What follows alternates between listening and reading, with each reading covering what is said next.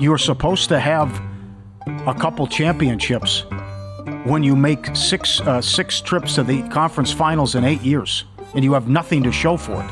So if they can't get it done again this year, you're also talking about an organization that has won title since 1987. That's unacceptable, too. Mitch Moss and Paulie Howard are here to make you a friend of ours. That would mean you were made guy. Investigating what is and isn't legit. That's a Fugazi. All right? That's a Fugazi. I looked at it for 2 seconds. Seeing through the lines to make you a better. I know you know. And I know you know I know you know. The FTM Army is being sent for. In our thing, you get sent for, you go in alive, you come out dead. And it's your best friend that does it. These two wise guys would never steer you wrong. Forget about it. This is Real or Fugazi on Follow the Money. Welcome in. Brought to you by DraftKings. Paulie will begin here in the NBA playoffs. Thunder eliminated Saturday. Great game. Good series against the Mavericks. But Oklahoma City GM Sam Presti deserves to be criticized heavily for failing this team at the trade deadline. Is that real or Fugazi? 100% real. Absolutely. They drafted Lively and then gave him to Dallas. And you didn't really do much at the deadline. The Hayward thing turned out to be a debacle. I can't believe he was complaining about his role out the door when the season ended. When you were in there, you couldn't make a shot. He's got to and be you gone. couldn't make a difference, but this was sure. So between what happened down low and what Gafford did and also Lively, they could have used Lively. They could have used another piece down low. Help with Chet as well, and blowing that big lead and no help for SGA. I mean, you were right. You had the 1 seed.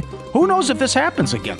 You had a great opportunity here to go to the finals, and for him to just trot out that line again, which we referenced earlier, let us enjoy our breakfast. Bad job, Sam. Well, so here's the exact order of what happened, and you're not going to be able to control this. In fact, I liked getting Cason Wallace during the draft, but this is from Yaya Dubin, covers the NBA on X. How did the Mavs get Derek Lively?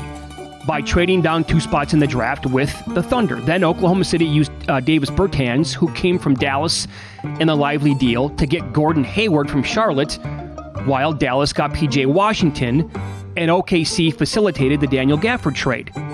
And the Mavs got Washington by trading Grant Williams, who they were only able to sign after salary dumping Bertans in the Lively trade.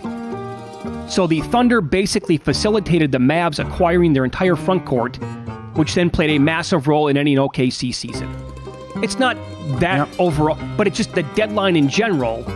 When you have all these picks, yeah, you're exactly right. They could have gone to the NBA final. They had the 1 seed home court with SGA, and he basically just said, nah, we're good. We don't want to screw up the future here. All right. Having said that, not as much heat as everybody involved with the Boston Celtics deserves if they don't win the championship. Is that real or Fugazi? That is also 100% real.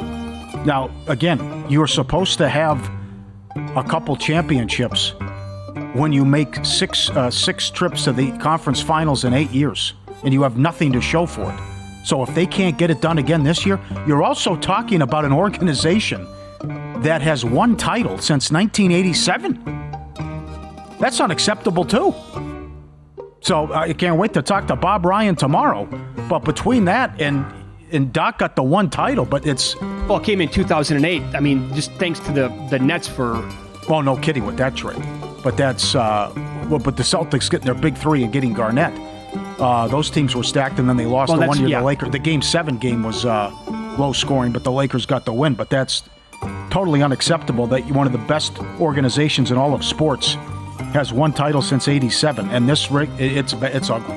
If they can't win it, depending how it looks too, because what are you you're not going to blow it up? They're just going to run it back, because with all the talent they did a great job with Stevens to turn Time Lord and Brogdon into Holiday and Porzingis. Right. But come on, and imagine if the repeat of last year happens. Imagine if you can't even get there. Well. That was flat out embarrassing, losing to Miami and dropping the first 3 of the series. Timeline's off there. That came afterwards. But also getting Garnett and Ray Allen for what they did and to set up Doc, too. I mean, if they would have failed with that team. But that was also Tom Thibodeau, by the way, who was the mastermind behind the construction of that defense overall. And no, this is they have to win it this year. They have to have something to show for this. Yep. If not, then I'm guessing that it's going to be Missoula's going to be the fall guy. Yeah. I mean, that's the comeback. It's like, well, great, 6 trips to the finals, conference finals in 8 years, but you don't have a ring to show for it, and only 1 trip to the NBA finals, and you blew that series. I was a little ticked off. It was good drama, and I thought we would have a playoff. But what happened this weekend at Valhalla? That's not good for golf, and you can't allow that to happen. That 21 under wins a major, and 12 under wasn't even good for top 10. No, they set all-time records this weekend for lowest scoring major of all time, and we pointed that out earlier in the show today. I would totally agree. This cannot be just your average weekend PGA event that you have that's played in Aurora. You know what I'm saying? You just can't have that. I mean, it's got to be, this is a major we're talking about. It's got to be a little bit more difficult. These guys have to go out there and grind a little bit. There's got to be the threat of a bogey. Yes. We're like, he could give one back here. And that never really happened. No. And I mean, Saturday was unbelievable television. But, a ton of guys were in the mix. You can also have that happen, and they're playing at 6, 8, maybe 10 under.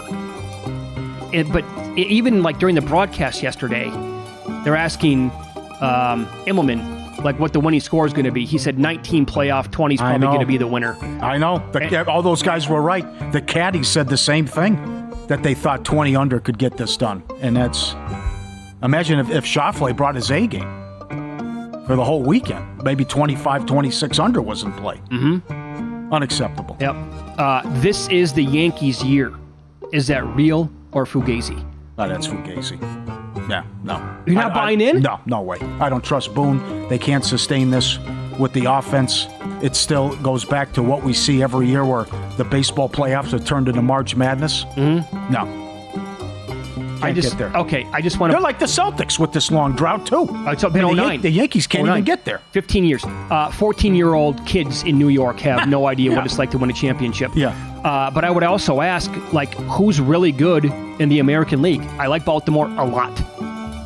You have to. Who else do you want to add to the list? Are we dismissing Houston? I guess, are they ever going to catch fire here? They're 8-2 in their last 10. Yeah. However, I still worry about Texas. You got to respect Texas. A lot of injuries for Texas, but they'll get these guys back at some point, you would think. How much do you trust the Mariners overall? Their pitching is phenomenal, but they don't have enough sticks. They don't have enough offense to really rely on. And then do you really, are you taking the Royals seriously to come out? Now, we're talking about to win the American League or the Guardians. I like the Royals. No, but then again, I could look like a fool because look what Arizona did. Yeah, there's a good response on X with this, too. Let's revisit this. Because I think you're way off, but okay. Scheffler was going to win the event if the debacle Friday morning didn't happen, real or Fugazi. I'm going to say that's at least partially real because, again... I think it's all about Ted Scott. You go first. No, I think that's the easy results-based thing to say. He wasn't there for one day. Scotty Scheffler goes 2 over for that day, and the one time that he shot over par, by the way, the entire year is the day the caddy's not rounds. there. Yeah, 41 rounds. Right. I'm gonna trust what Scotty Scheffler said after the round was completed yesterday. When he looked back at the tournament, it was his adrenaline that carried him through Friday. I mean, he was a machine on Friday. Came out there, no problem, doesn't matter. But then there was so much adrenaline. He said that he realized at 9 p.m. Eastern time, he had a piece of bacon and a couple of bites of eggs when he got out of jail and he was getting ready for his round, and he never ate the rest of the day, and he wasn't even hungry. He goes, that's abnormal because I'm a huge eater. And then Saturday just crashed big time, and it caught up with him. I think it's absolutely realistic to think that if Friday morning never happened, Scotty Scheffler at least would have been in the mix to threaten X yesterday. Could be an ego play. Doesn't want to give Ted Scott that much credit. Who knows? You said it's not worth 8 shots. That's a good question to pose to the audience, though. How much is a good caddy worth? And how important is a good caddy? Because then you don't have Ted on the bag. He was also the caddy for Bubba, who won 10 times in 2 majors before that. And then his caddy Saturday was his buddy, Brad Payne, who's a PGA Tour chaplain. And then the streak comes to an end where he blows up, and then after the graduation with the high school with the daughter, a good round on Sunday. So you just got to kind of put yourself in his shoes, though, to what that's like to go through that in the morning when you're not expecting that to happen, and all of a sudden you're in jail and it takes like 3 hours. what your body's going to be like. Did this cop make the whole thing up?